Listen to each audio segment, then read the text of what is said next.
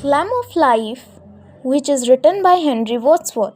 Introduction of the poet Henry Wordsworth Longfellow from 1807 to 1882 is an American poet and educator.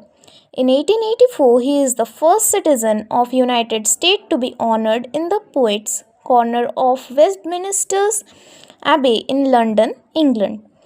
A Slam of Life is one of the most inspirational poems in literature for the lessons on life which it illustrates.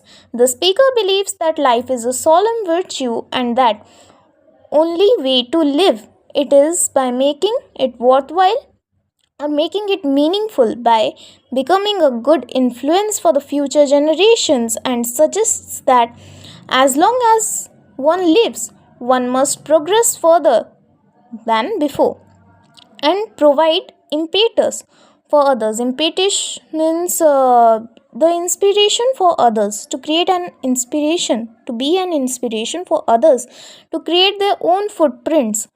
This poem belongs to the genre of the poetry called Carpe Diem poems. Carpe Diem poems, properly translated as the seize the day or end of the day, is a phrase from a Latin poem by Horace. This above paragraph describes that a slam of life is an inspirational poem in literature, and it says that the only way to live life is to make it meaningful by being so good and doing so good work that you can influence the future generations to create an impressions on others, and so that they can create their own footprints.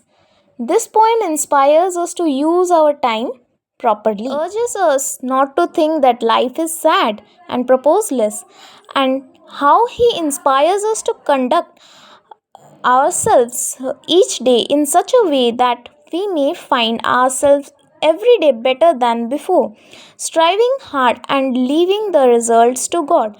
So, in this paragraph, he says that not to think that life is purposeless, and he says us to walk in such a manner that every day we feel it's better than the past. So, in the further stanza, he says, "Tell me not in mournful numbers, life is but an empty dream. For the soul it dead that slumbers, and things are not what they seem." The poet says here not to tell him that life is meaningless, dream, or song. If a person does not do anything, it is similar to his or her death. The soul becomes dead when it sleeps. Here, slumbers means sleep. Okay. Similarly, if we don't do anything, our life becomes useless. Life is real, life is earnest, and the grave is not its goal. Thus thou art, to dust thou returnest, which means it is a quotation from the Bible. Thus thou art, to dust thou returnest, which means we are born in the dust and we will die and return to the dust, was not spoken of the soul. So, in this stanza, it is said, life is real, life is serious, and the main motto or main goal of our life is not get buried under the graveyard. Human body is born to the soil of the earth and will return to the same soil when our soul will escape from our body. But it's just about our body that returns to the soil, but not our soul. The rule is not applied with our soul.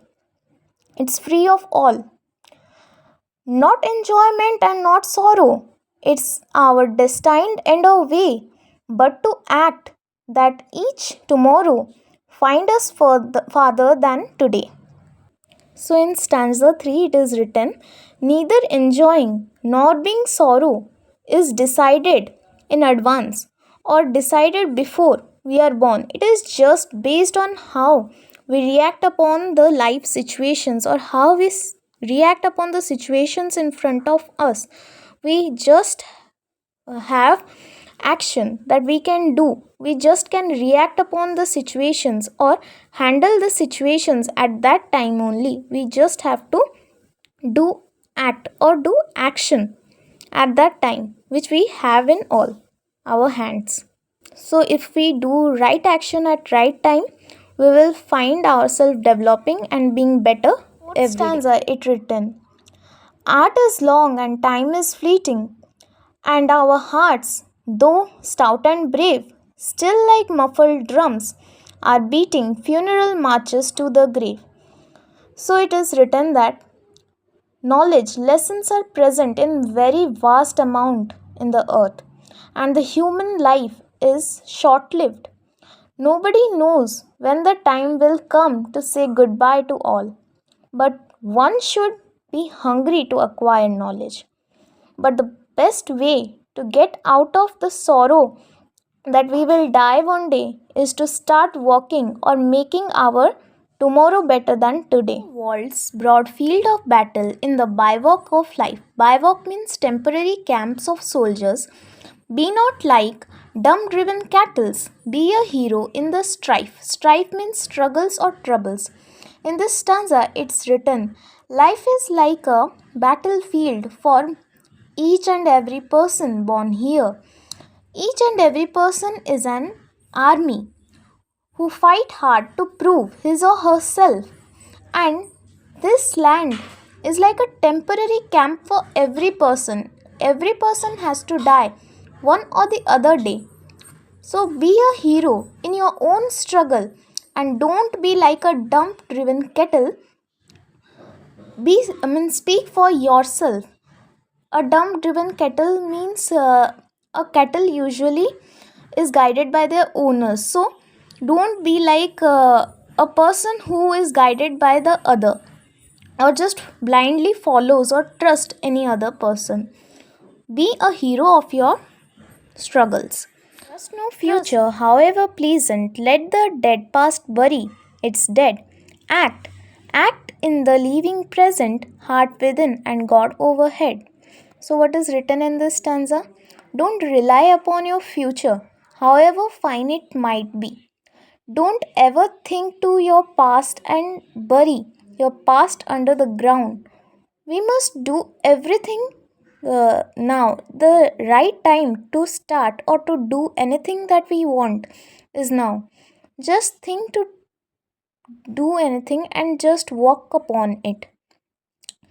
Just do your actions and have faith on God. Of great men all remind us we can make our life sublime. Sublime means noble, and depart. Lives of great men all remind us we can make our life sublime. Sublime means noble, and departing life behind us. Footprints on the sand of time. So, what does this stanza tells? This stanza tells that life of great men inspires us to make our life worthful or noble. We can follow the footprints that they left for us on the sand of time as an exemplary.